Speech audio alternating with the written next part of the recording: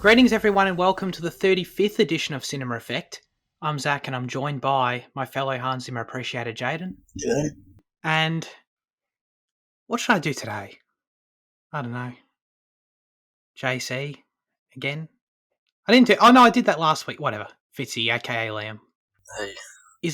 It's probably a bad thing that, for me, genuinely, honestly, the part where I have to say the nickname is one of the most stressful parts of the show because I've got the show like pretty concisely written out in front of me, and it's the only part that I don't. So I always have to genuinely I forget what the hell are my nicknames for you again. It's not like I've got that many to remember, so I'm pretty hopeless. That's an interesting fact. It is. I'm sure you appreciate it. More to the Cinema Effect lore. Yeah, add it to the lore book. Anyway, for the uninitiated, this is Cinema Effect, the podcast where we review and talk about a different movie every single Monday. You can find us on YouTube, Spotify, Apple Podcasts, and Amazon Music. So subscribe, check us out everywhere. You can rate the show, help the show grow by visiting ratethispodcast.com/cinema effect. If you leave a 5-star review, I'll read it on the show, I should say, just like Luke did this week. And Luke's left a wonderful little review for us. And this really should boost our egos up, so get excited. A truly fantastic little podcast, rising up the ranks for sure. Amazing to see these fine gentlemen geeking out over a proud range of films every week. If you're looking to spend an hour or so laughing yourself clever with film knowledge, alright, there's nothing that funny that happens on this show, let's be honest, and banter, there is no finer place. Thank you very much, Luke. We appreciate that review. It was very kind of you to write that in. Wow, it almost sounds like it was written by a close friend. It does actually. Yeah. Funny that. But at least you know he listens to the show and he enjoys it. Or at least I think he enjoys it. He could be feigning it. I don't know. So, yeah. Follow the Instagram page. Remember, the start of this show is always a bit of I find it a bit clunky anyway. It's just the way it is, but we get into it. It's always fun when we start talking shit. It took me like 3 seconds to figure out that, you were kind of expecting a response to that. And then, by the time I was like, oh, shit, I truly say something. You were like, yeah. Well, the thing is that when I do that, I'm never expecting a response. It's just that I have to pause to make room for one in case there's one, because then I could easily just continue, and then if you say something, Jane, and I then have to stop myself, obviously, because of the delay.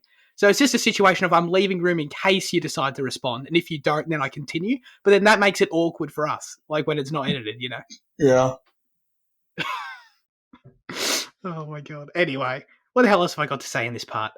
Remember to submit your questions, thoughts, reviews for next week's episode in the YouTube comments. This week's question that we're asking you to write in about, though, will be, what's your favourite horror film of all time and why? Let us know in the comments. We'll read those out at the end of the show, as always. This week, we're talking about Nocturne, which is an Amazon Prime Video original film. It released on that service on the 13th of October 2020.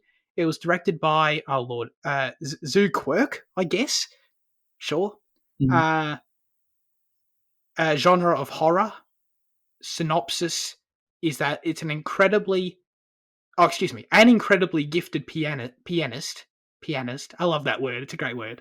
Makes, okay. A Faustian. Faustian. What is that? A deal with the devil type thing. Oh. And it's capitalized too. Okay. Right. Never seen it in my life.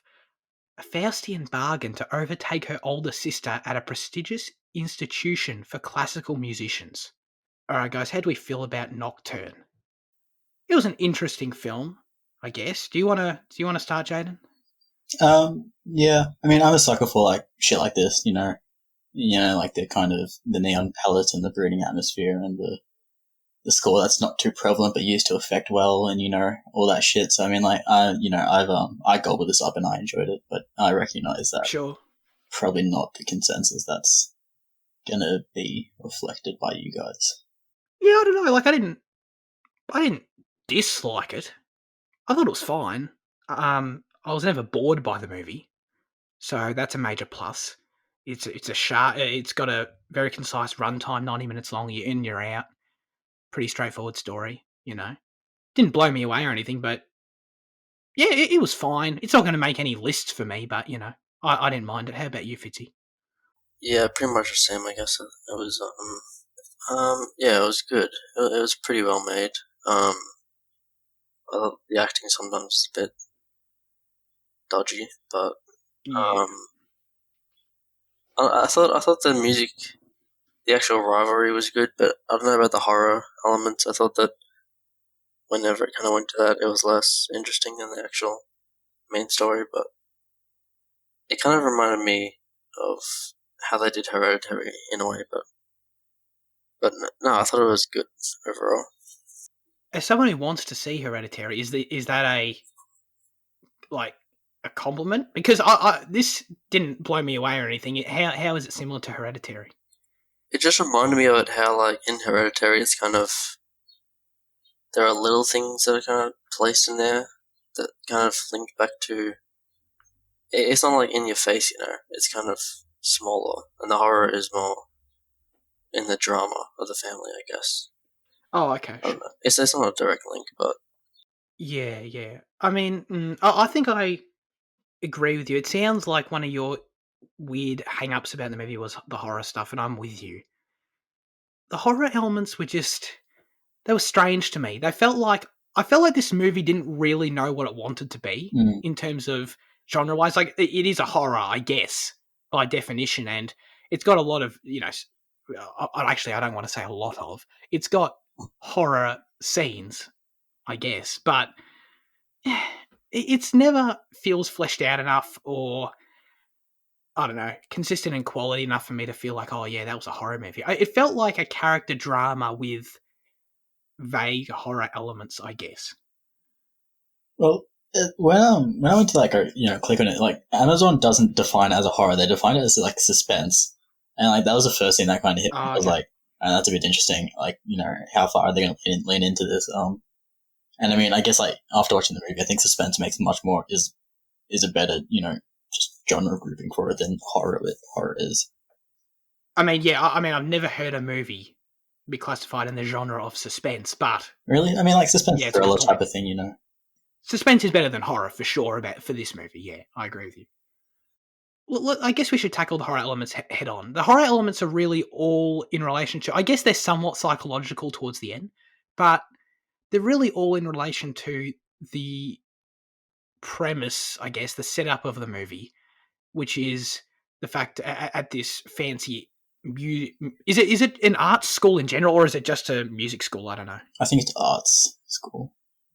Sure. Okay. At this like fancy arts boarding school joint, and the violinist there jumps out of a balcony there, tops herself, and yeah, that's a creepy scene at the start, which I didn't mind, and that is very much trying to set that suspenseful vibe for the rest of the movie.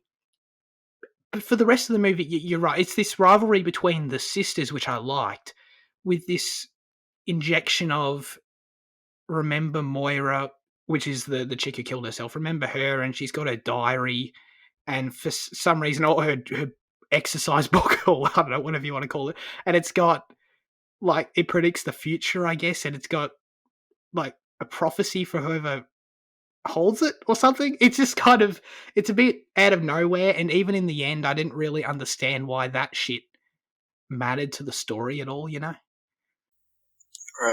Well, I think they were going for a kind of um, she was did the same kind of deal with the devil thing where she like became obsessed or whatever. But I don't think it was communicated the best, I guess. I That mean, but that's what the Faustian deal is. You trade your soul. You play good for a while, but then the devil reclaims you. Right? it also has a lot of similarities between like Whiplash and Black Swan, I guess. It does. Oh, I don't know about Black Swan, but Whiplash I saw definitely. I think it's more similar to Black Swan in terms of like the horror elements, but like Whiplash with like the obvious music comparison and the tension that elicits. Yeah, the drive of the character. Yeah, totally. Mm. Well, I going back to what you said about the deal with the devil thing, Fitzy. Like, I didn't get from this movie at all. I think you're right. It doesn't communicate it well because I didn't even understand watching the movie that there is any sort of deal with the devil taking place. Like, now that you say it, I guess I get it. You know, selling your soul to this passion of hers, of the main character. I guess I get that. You know, she talks about how she's given everything to music and she's got nothing in return, and how it's kind of been shitty for her. And that's why she's jealous of her sister and all that, and that's fine. But yeah, I mean, like the friggin' word, which I'm not going to scroll back up to, but like the deal with the devil is literally in the synopsis, right? Oh, I didn't get that from the movie at all. If that's meant to be a core idea of the movie, I guess. Yeah, Because I guess it's meant to be like that's what Moira did too, right? yeah. You see, I never really got that as well, and it was to the point where, like, when I was reading some reviews after from like critics, I saw one critic describe it as the book was possessing Juliet, and I thought that was really weird because like I never really got a possession vibe. I thought it was more of like a violent obsession or a perversion type of, you know, obsession with this book, and like I was, and it just made me think: is it a testament to the film, or is it a weakness? The fact that, you know, was it able to disguise, you know, this demonic thing really well that I didn't really pick up on it, or was it just not? Or did they want to really emphasize it, but they didn't do it enough, and I just didn't pick up on it? You know? Yeah, that's the dilemma I'm in. I lean towards them not doing a good job, just because. Yeah, this idea of it possessing her or something. Didn't get that whatsoever. I got much stronger, and this is where I've talked about the horror elements being kind of weak. Is that I get much stronger Whiplash vibes from a character perspective in terms of why. What the hell's her name? Juliet. Why Juliet is here? Why she feels kind of the way she does, and why she wants to commit herself to playing the piano and being her sister. That's all giving me Whiplash vibes. That is all character progression stuff I felt. When that's why, like, when I say, like, she's reading the journal and she's talking about, oh, look, the journal's predicting the future. Stage 4 is that this is me next. And I'm like, what's that got to do with anything? Aren't we following you on this, like, arc of you trying to beat your sister at piano? You know what I mean? Those two elements just feel super disjointed to me. Because if it is meant to be some sort of, possession, or I don't know, like, dare I say, magical thing, I didn't get it. I mean, like it's the thing is that like Sweeney's character was never as good as her sister, so that magical, you know, improvement is meant to be the possession, and like that's Right. that's how you connect the two, you know, the horror and the character driven thing. And it's just through, like, you know, that magical improvement. And I guess, like, it's kind of weak when you only have that one link, but, you know, it's there. I never got that she was improved because of the journal. I never Yeah, got that. and that's what I thought too, because, you know, it's never really explicitly shown, because, you know, the only reason she gets that role is because her sister, you know, breaks her arm or whatever. Yeah. And the only reason that she ends up with the boyfriend is not because of the book so much, it's more because, once again, it's the sister's at fault, so I feel like it kind of didn't really do a good job to show possession, rather just showed luck, I guess. Well, luck. Sure. I mean, yeah, everything that happens to her, it feels like it can be explained by something perfectly logically that isn't the book. Yeah. You know?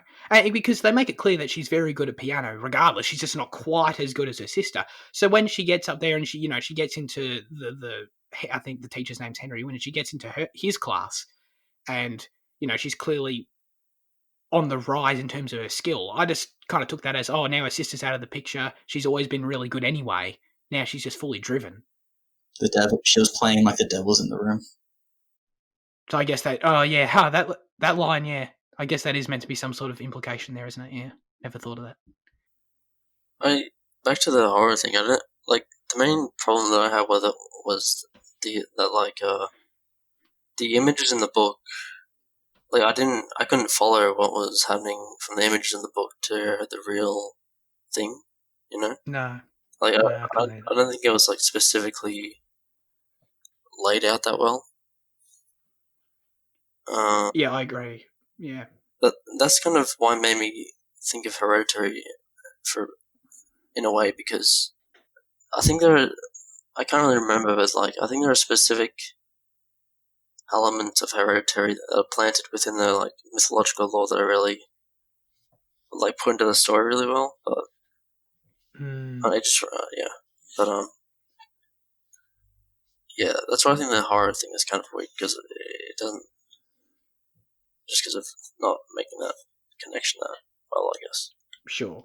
It feels like they're trying that, but it doesn't really work. To your point, yeah, I didn't get the connection between like what's actually happening to Sydney Sweeney's character.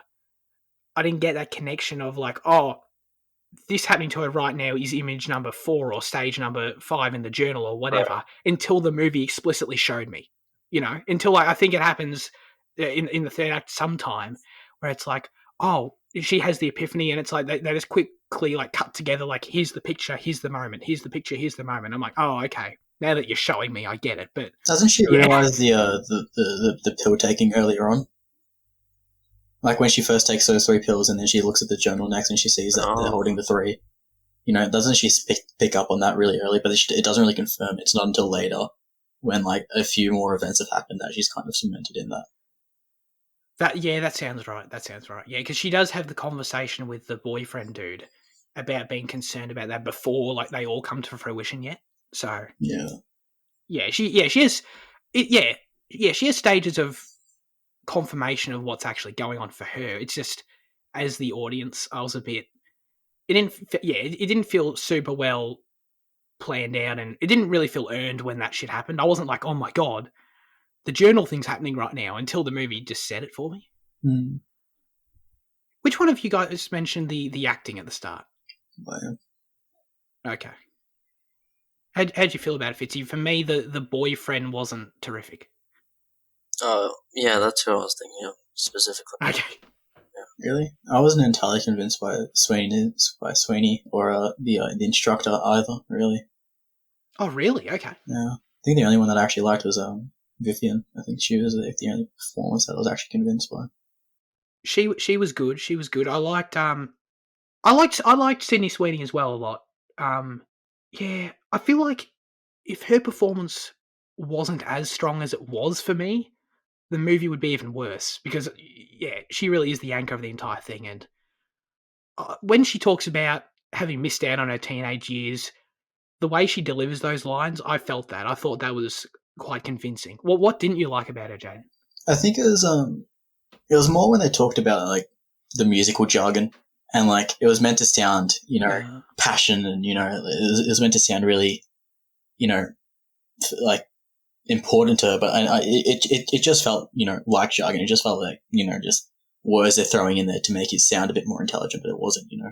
And I think it was because of that dialogue I wasn't entirely convinced by the rest of it. I mean, like you said, like her talking about her teenage years, that was pretty good, but like that's something that's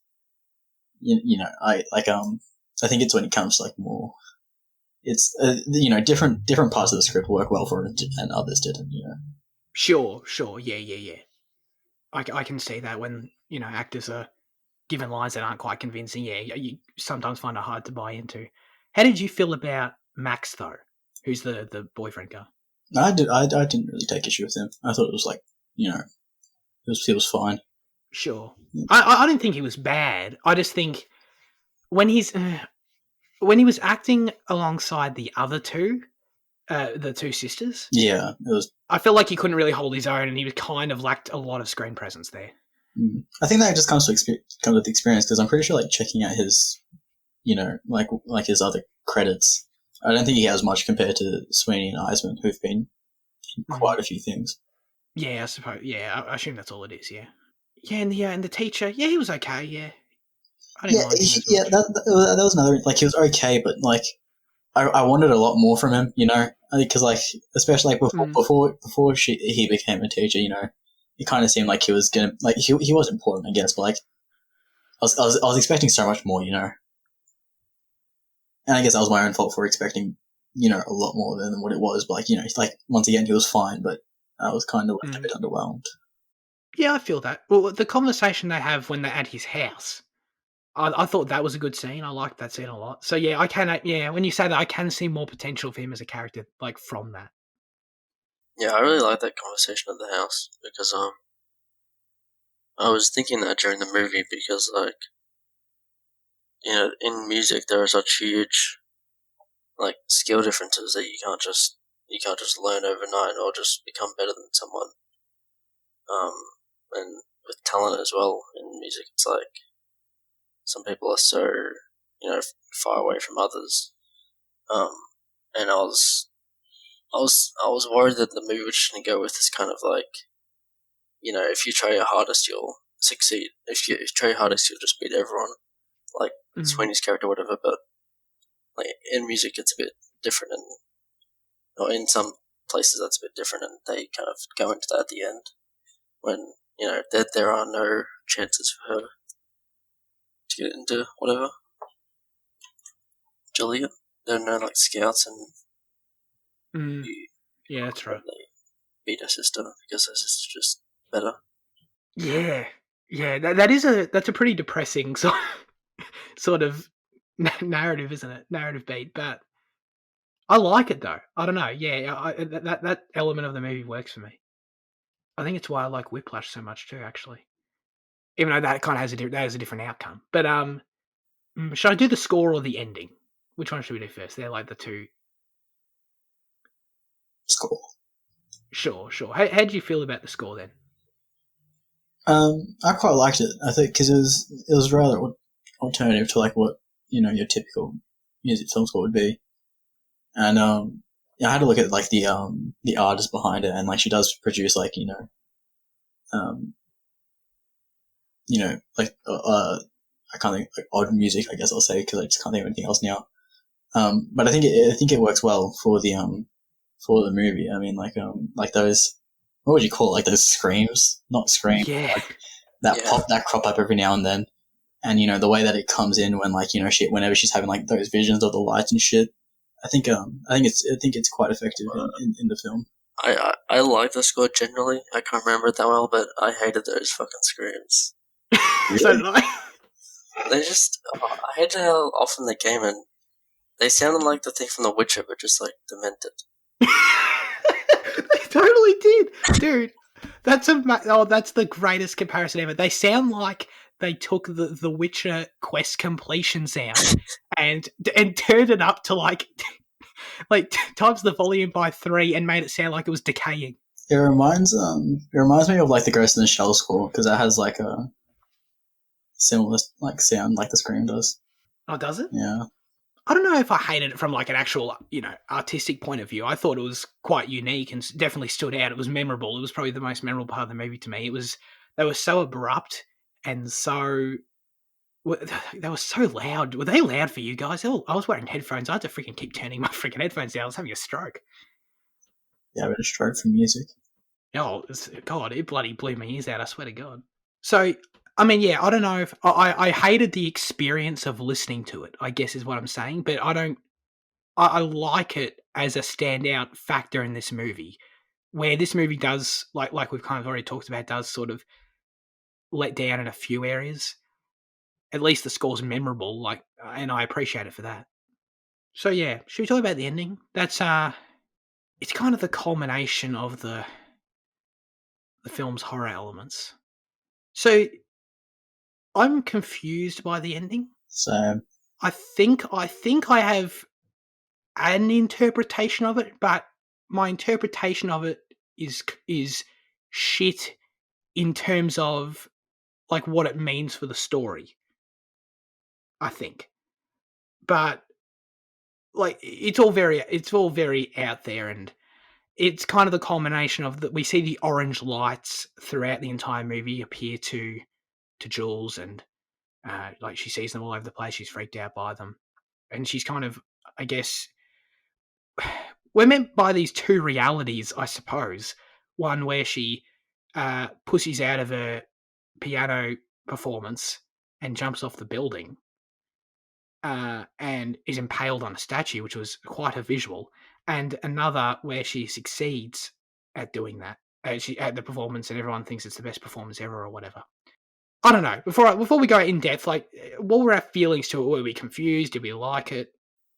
I was kind of confused, but like, because it got me thinking back to like the horror thing, because if the film was leaning into the horror element, then it makes sense as to the ending where she kills herself. as the actual one, and then like the other one is just a dream, or like, just thought thing type delusion type thing. But I was never entirely convinced that was actually what happened, and I kind of feel like the performance did happen, but then everyone kind of giving her a standing ovation, and like the principal telling her you're a star, that felt really fake, and so like that feels like a fake ending to me. So like I'm kind of tossing up between like two fake endings, and then like I don't really know which one's which, and like because it's meant to be a horror genre, the one where she offs herself makes sense, but Mike was saying the film doesn't really lean into horror enough for that to make complete sense to me, Yeah, definitely. Yeah. Following the orange lights confused me. Can I just say, like, I feel like the movie, the CG, like the VFX they use for that orange sun at the end looked pretty bad. Mm. That didn't do much for me. And I don't understand, like, what that even meant. Was that a part of the journal, that sun? Like, why was she drawn to it? I think it was on the journal cover, so I guess it's part of the... Oh, was it? Yeah. Oh, yeah, it was too, sure. Yeah, okay, no, that makes sense. I think you're right, though. Maybe there's a truth in both of the endings. Yeah, suddenly. that's kind of what I was thinking. Yeah, to discover. I don't know, because I agree with you. Like the one where she succeeds at the performance is definitely I don't buy that.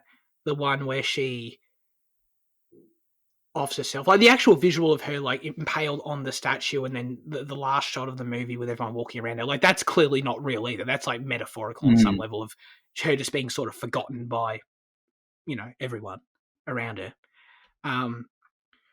So yeah, is it a situation of she did the performance, it went fine maybe, or it didn't do anything for her long term. She didn't end up getting into the schools like V mentioned, and then that horror ending takes place, not literally, but in terms of her just being sort of then washed away, forgotten, whether it's because she does kill herself or even if she doesn't, she's just then left to sort of mediocrity, which is her biggest fear of. She mentions like the idea of her just working a standard job, and having to move on from music would be kind of the end of her existence for her.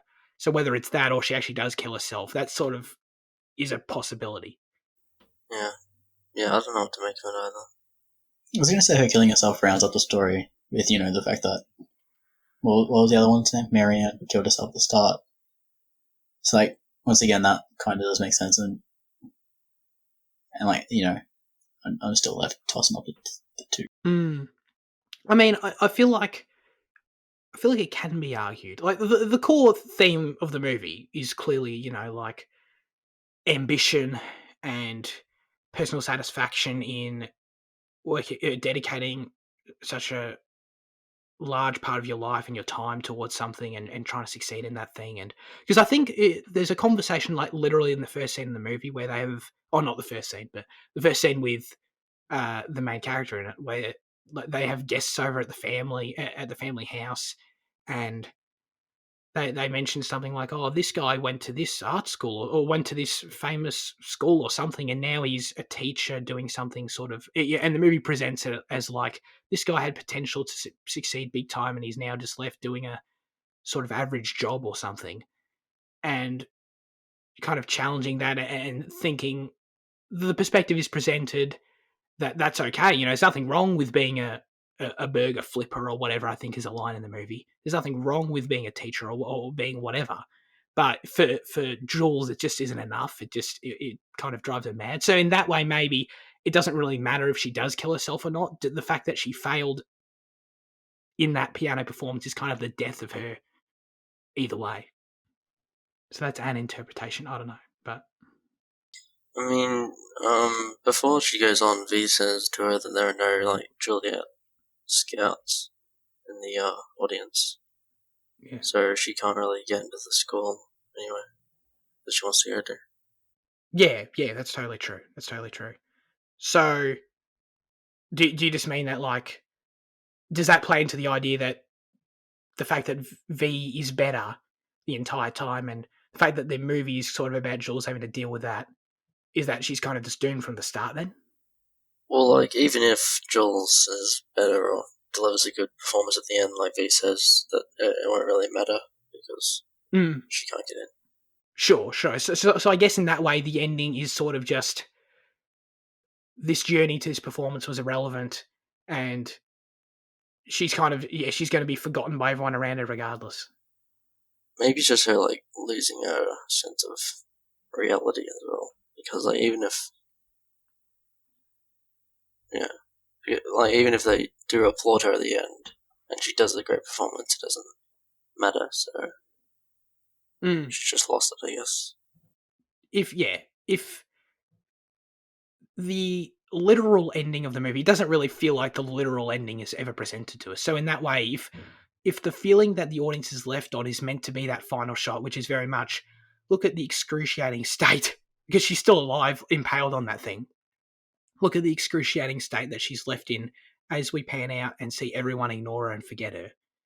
If that's, regardless of what literally happens, if that's the lasting sort of emotion we're left with, then I guess, either way, what you said makes perfect sense, Fitzy, and that's kind of all that matters, I think. Going back to just the movie as a whole, I thought like it was engaging in terms of the drama and the sister and the teacher and all that, and the boyfriend, even though the acting wasn't the best part. It was still had like suspense, or as Jane was, as the thing suggests, the genre suggests. Totally, yeah. I was invested. I was engaged moment to moment, and I think, like we've discussed, there's elements that don't work, but at the end of the day, at least I wasn't sitting there going like, why is any of this happening? I'm bored to tears. Like, I was very much the entire time wanting to know what happened with the two sisters and the characters. And we've mentioned the fact that the kind of twin sister rivalry here is the main aspect of the movie story. But we haven't really talked about any more than just mentioning that. Because I really like the dynamic between those two characters. I think the take of it being at this art school with, being like rival piano players is interesting. It's not really a premise I really hear of a lot. And the elements of the elements of the boyfriend, like hooking up with Jules and V cheating with the teacher, like those. At the end of the day, they didn't do a lot for me, but at least, when I was watching it, I was still curious. I was like, wait, who the hell is V cheating with or whatever? So, I cared about that stuff. Yeah. I mean, it's really short as well. It's pretty short as well. 90 minutes. Totally. I think the movie would have been better served, and, it's obviously easy to say this in retrospect, but if the director's going for something entirely different, which they probably are. I don't even think they were necessarily going for what I'm about to say. But I think the movie would have been strongest in hindsight if it were just a Whiplash style of thing in terms of just being a purely character-driven drama, sisterly rivalry, art school politics, that sort of thing. If you remove the weird horror stuff, even if you remove, I don't mind the ending. I like talking about it, but even if you remove that and give us a more definitive sort of conclusion, a literal conclusion, I feel like the movie could have been elevated more for me, I think. Right. Well, I think like having it as a horror is kind of gives it better chances of funding, especially with like Blumhouse. Like Jason Blum is like, he just puts his money into like hundreds of different little horror projects, and some of them, become popular and blow up, and a lot of them don't. But I love his approach. Like, it's really. But that's what was interesting to me, because like that's the approach that he's taken through all these years, and like he's had massive success with it, with like films like Get Out and Paranormal Activity, and what else. But it's interesting because in this Bloom's through his 4 films, but they've all gone directly to Amazon. So like how I was curious to like how that would have worked, because he usually just makes shit tons back off the box office. So like the deal with Amazon is actually quite interesting to me. Yeah, I mean, to me it sounds like then that he and his team or whoever mustn't have been super confident in the movie box office wise and was just happy to take the Amazon check. But I think this was, I don't think it was even that, because I think that Bloom and Amazon signed a contract saying we're going to release 4 films with you exclusively. Oh, or sorry. they Yeah, right. determined what the film was, Right. Okay. Yeah. And I think with Bloom's projects, because they're not massive budget things, I think the producers don't really have a massive say in it. They tend to be close to what the director's vision is. And that's the other interesting things about, like just Blumhouse does stuff. And yeah. Yeah, that's interesting. Yeah, I don't know. Guaranteed money, I guess, yeah. Yeah. Well, and the fact that it's a Blumhouse film, which would probably give it a bit more, Stamp on that contract. Oh, sorry, I see what you're saying. Yeah, sorry. This is this is the director's first thing as well, isn't it?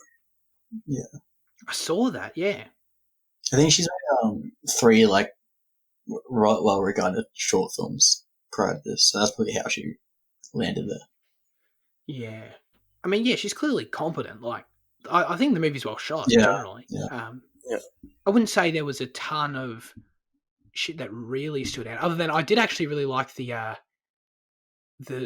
shot of Jules, I keep forgetting her name, when she like walks from her locker to the building, like, after V pranked her or whatever, and she's like, you know what I mean, that one long take shot, the slow-mo. I liked that shot a lot. That was cool. I think the most striking is one, like the thing is, I think it's the first illusion, when like she kind of, I think she like faints or blacks out, on the piano, and then it cuts to her close up on her eye, and it opens. It's just neon, and like there's this like small square reflected in a iris.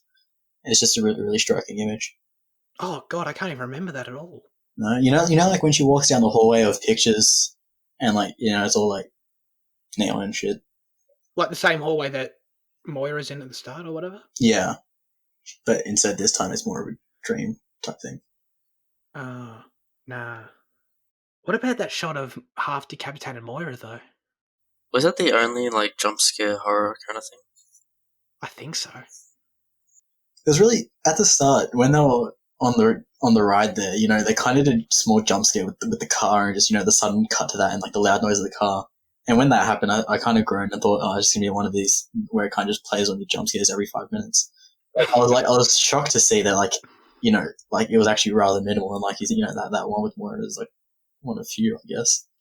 Yeah, there's not a lot, which goes back to which I wish the movie just kind of committed to going all in or not on it. Yeah, but a scary film doesn't need jump scares to be scary. So, when she threw his composing wand in the fire, dude, like that was too far for me. I don't know, like I understand that Henry was like a bad character and like relation to the students and all that shit, but like I mean, like that was a very, I don't know, like I know, like we probably you shouldn't feel sorry for him at that point, but I did. Oh yeah, nah, I'm with you. You can't throw away personal memorabilia like that. Cross the line. I know. It's a dick move. And I guess like that was kind of another thing. Like I didn't like it makes sense, like storytelling wise and for the movie, and like so like by all means it should be happening. But I didn't love Sydney Sweeney's descent into like the kind of person that she becomes. Yeah. Like I think to an extent it was good for her because there was at the start of the film she's too shy and sheltered and whatever, and like she's too blocked up, and a certain amount of that going down that path and freeing her up and releasing her was good. But then by the end of the film, when she was just a complete bitch pretty much, it's V was still constantly mean to her though, even at the end. So I think by the end, she had the right to be mean to her. You think so? Yeah. And in the early scenes, she wasn't mean to her. She was, that was sibling rivalry and banter and that stuff. But when she actually does become mean, I think it was warranted. How does she even? Because I just had the thought in my brain of, oh yeah, well, Sydney Sweeney like pushed her off the edge, but she didn't, did she? Like, how did she fall off the edge again? She was running away after seeing Juliet and Henry. No, what was it? With Max talking. Yeah. And like Juliet collapses because she has one of her visions, and Vivian keeps on running straight off like a cliff. So she just runs off the cliff? Yeah, but she blames Juliet because because she calls out to Max to stop because she was aware that it was there, but she didn't call out to Vivian. Dude, Oh, okay. my god. How do you survive that shit? Wasn't that like that was a lot what's the word? A huge fall. Yeah, that was a lot deeper than what's the word? Fuck. Longer. No. Higher? Yeah. It was a lot higher than they were making it out to be. She just broke her arm or whatever. Probably Yeah, just photography. Oh no, I had the same thought too. Yeah, when she's like sitting in the principal's office the next day, and she's just got like a thing around her wrist or whatever. Like, I swear to God, you should be paralyzed at the very least. Yeah. Well, I thought that was a death scene initially. But... Yeah, totally. I thought she was dead for sure. It's probably only like a 2-meter drop. The 1 minute of trivia I've got via Jaden. The definition of nocturne is composition inspired by or evocative of the night. Even though it is later kind of synonymous rather with piano. So that's cool. But how does, when you gave me this trivia, Jan, did you... I just searched up. Are you aware of... I searched up Nocturne, and then I was having a read about it on Britannica. Like not the film, but like the word and the origins and stuff. And when you did that, did you see like how inspired by the night has got to do with the piano? Oh no, it's not. So Nocturne is a composition inspired by the night, and they just rather became famous with piano compositions because I think it was some composers would do it on cello or whatever, but it just later became more fittingly home on the piano, that type of thing. Got it. Okay, yeah, Yeah, okay, cool. It's not the word that is synonymous with the piano; it's the composition that is. I understand. Yeah. Cool. I had a bit more of a look. It talks about how it's a storytelling thing that shows, it's meant to be a landscape of the unseen, and I guess in regards to the movie, I guess it does become that because it does, Sydney Sweeney's unseen darker side does, reveal itself. So I think clever title, I guess. Yeah, that's true, actually. All right, let's give our score out of 10 on Nocturne, I suppose. I was about to go, but actually, I'll take an extra second. So, how about you, Jaden? I don't know. I give it a 7. I was going to give it an 8 before going into this, but then we kind of discussed a lot of shit about it. I still like it a lot, but I guess it's not really an 8. So yeah, 7. I'm going to give it a 6, but I should explain that on Letterboxd I'm trying out using just full stars. So I'll just probably be giving 2, 4, 6, 8, 10 for a while, but yeah. So you're transferring to an out of 5 system. Yeah. Sure. Well, to avoid confusion then in terms of me transitioning to the okay, now our score's out of 10 but yours isn't out of 10, you know what I mean? So should we have the Fitzy criteria as its own different thing? No, I mean it's still out of 10, you just double it. It's fine. But not really though. If you got someone new listening and I say you score out of 10, but for you in your brain it's not out of 10. Because you're giving it on intervals of 2, which is out of 5, therefore. So it's not accurate. Yeah, but Penny, remember, as an avid IGN viewer, you should know that the score never matters. It's the words that are spoken. That's true. That's true. But it does. All I'm saying is that it bothers me a little bit if I say out of 10 and you do out of 5. So I don't care if you do out of 5. I'm just saying maybe I should say now Fitzy does his special, out of 5 criteria. Yeah, I see your point, actually. Alright, I'll try that. I'll say 3 out of 5 then, Zach. Sure, okay, cool. I'll give it a 6. I was leaning towards a 5, but I think at the end of the day, what I said my first thing is that I was still engaged moment to moment. I still, watching it, I liked it more than I didn't. It's just, I think when you actually try and process the ideas and what the movie tries to do, it does fail in a lot of areas, but I still think it's an enjoyable enough watch. I wouldn't hesitate. I wouldn't tell anyone not to watch it, So I'll give it a 6. All right. Let's get into our news chat for the week.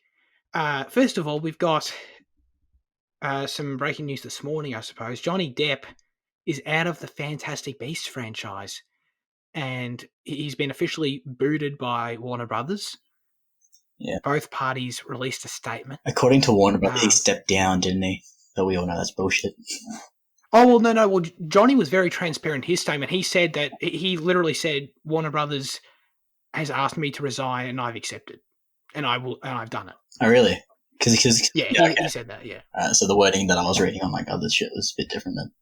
Yeah, it was. Yeah. So yeah, he was. This has all happened after he lost his civil case against the Sun this week. He lost. I thought he did. He lost that case. I thought there was all that. I thought there was all that evidence against what's her name? Yeah. Amber Heard, right? Is what you're talking about? Yeah. It's a complicated thing. I don't really want to talk about that stuff as much, just because, I've also sent a lot of evidence against her. But obviously, this has been a month-long court proceeding. I'm sure that court heard plenty of evidence against him as well. That was probably valid. I don't know. I wasn't there, so I don't want to speculate on that, So let their legal system do their thing. That's fine. Regardless of that stuff, though, in terms of what this means for Fantastic Beasts, I mean, this is disappointing, in my opinion, for that franchise, just because I think Johnny Depp was by far, for me, the standout thing about that sequel. And the idea of seeing a third one, he would have been a draw for me for that, genuinely. The idea of, Johnny Depp's in that movie. There's not a lot of times these days when an actor being in a movie makes me want to see it. But considering how poor the narrative for Fantastic Beasts has been, he would have been honestly a major factor for me seeing the third one. But he's being recast, so how do you guys feel about that? Does this disappoint you too, or? A little, but I'm interested to see who they recast. I don't know. Yeah, I was never mad. I don't love massive Fantastic Beasts. So Massive Beasts. Yeah, I was gonna say I'm not a massive fan, and I don't love Fantastic, and it always got muddled up. No, I don't. I was never the biggest fan of the films, especially the second one. I didn't like that very much at all. So it's not massive news to me, but it just annoys me that Depp's gonna face repercussion, but other parties won't. Yeah, that's a shame. He is gonna appeal the decision, he said. So maybe it'll be reversed, and that'll be cool, I guess, for him. I don't know. It's hard to comment on that stuff. It's obviously, it's impossible to say what happened. We weren't in the room. Only those people who are in the room know. But from the outside looking in, it does look like a shame that there aren't repercussions for another party too. So but yeah, I don't know. It's hard to comment on that stuff. It's not. We just did. It's hard to comment on that. That's true. It's hard to comment on that stuff with any sort of authority, I suppose. Yeah. But, Colin Farrell, of course, was fake Johnny Depp in the first movie. So could you do him again?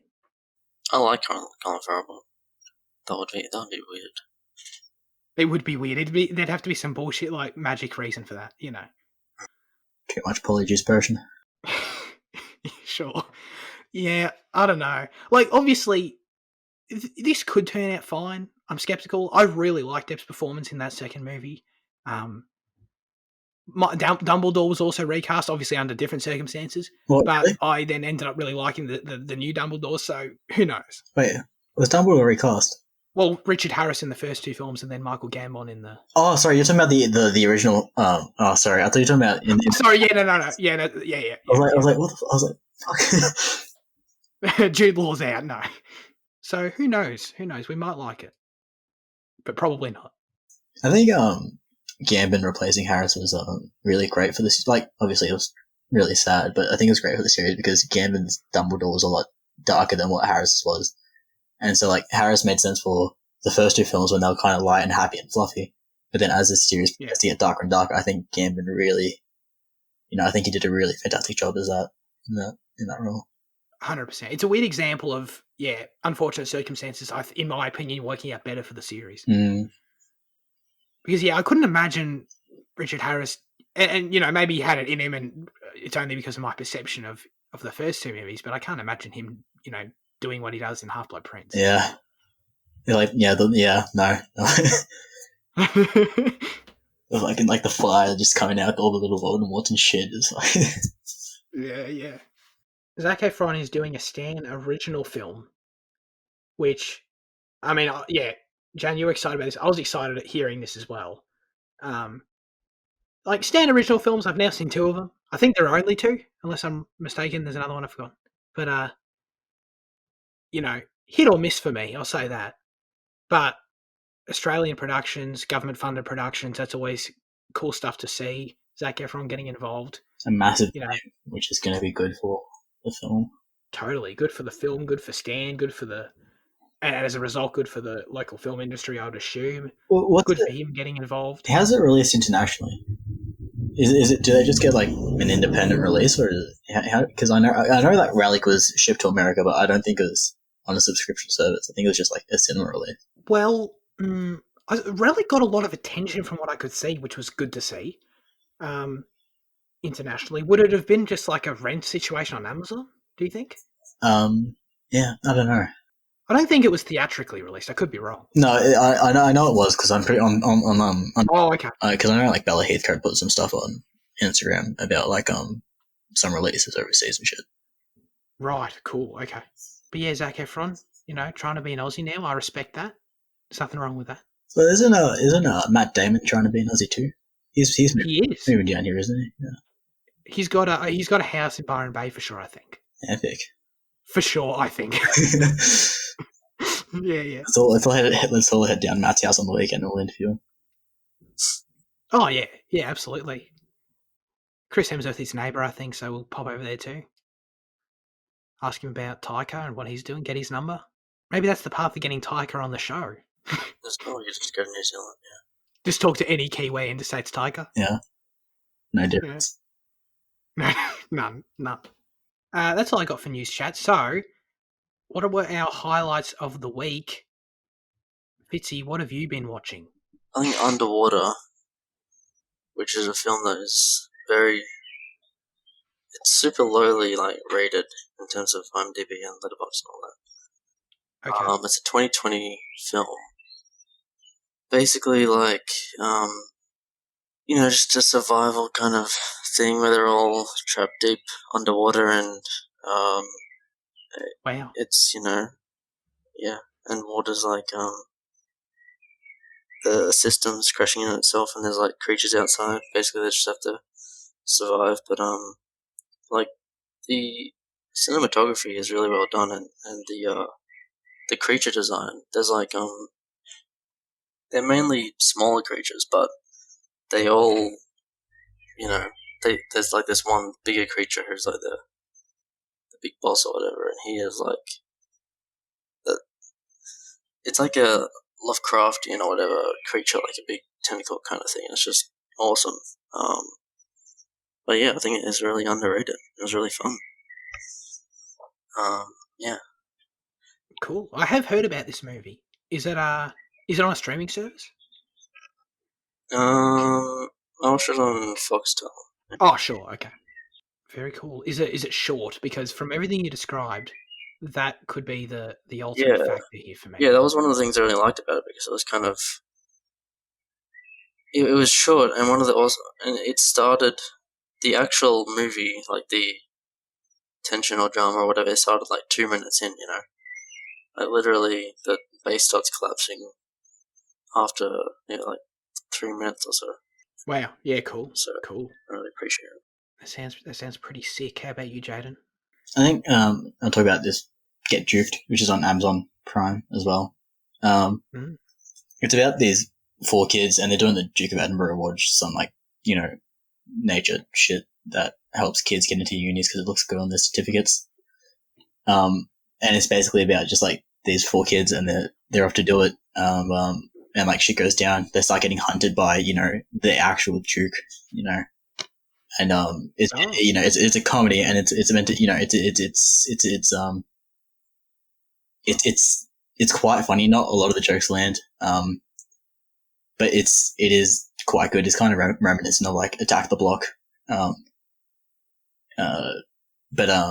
it's instead of East London, it's the Scottish Highlands. Like the only, well, it's not the only problem because there's quite a few problems, but like one of my major problems is that for a film that's so is Scottish, it doesn't really have like its main influence is hip hop, and it doesn't really, but like it has like a lot of American hip hop influences rather than actual like UK type of stuff. Like this, I was expecting a lot more grime type beats and shit like that, and like I was expecting the aesthetic to be a bit more that type of thing, but it's a lot more American than I thought it would be. But I mean, like, it's not really a major. It's a major factor to me, but probably not to a lot of people. Yeah, sure. It was funny, yeah. Yeah, I just realized I rambled for like a minute, and like I basically said nothing about it. So yeah, just cut me out of this week. No, what do you mean? You said stuff about it. Yeah, you told me what it was about. Yeah, no, I don't know. I feel like I've just like talked a lot of shit. So I mean, just get rid of it. Oh, well, that's this entire thing, bro. That's this entire thing. I watched The Dark Knight again. I haven't seen it in 2 years, so I enjoyed rewatching it this time. And I bloody love the movie, naturally. But I had an interesting experience with it this time, actually. I by far, like, actually, the plot moves at a pace that I never even realised. Like, thinking back to The Dark Knight, I just remember, like, the standout moments and cool scenes and Heath Ledger and all that cool stuff. Aaron Eckhart and those things. But I never kind of remembered and pieced together the plot. And when you watch the movie, the plot is insane. It is completely like I need to like actually process each scene very carefully after it happens to actually keep up. Because there is so much shit thrown at you constantly. Each scene progresses it so much. In the first half an hour, I paused it and I was like, we're only half an hour in. I feel like I've watched like 3 movies worth of plot already. And it's not a detriment to it. I like it a lot. It's just quite fast paced and quite difficult to keep up with, I think. Does he Hong Kong in that one, or Shanghai, whatever it is, in Dark Knight? Or was it Hong Kong, yeah. Dark Knight, yeah. Okay. Yeah. Yeah, all that stuff it's really cool. I like it a lot. But the setup to it and Joker and all the mafia stuff, yeah, there's a lot going on there too, and a lot with the plan and everything. But anyway, well, what my point is that rewatching it, I noticed a lot more about it, and noticing a lot more about it in that way, I noticed that the film has a lot of weird, like, logical issues that I've never seen anyone point out, really, and I because I never noticed them, and I'm surprised they're not really talked about often. Yeah, I mean, I think there's a lot of bullshit in the movie. I mean, the hospital thing and a lot of things don't make sense. But how does the hospital not make sense?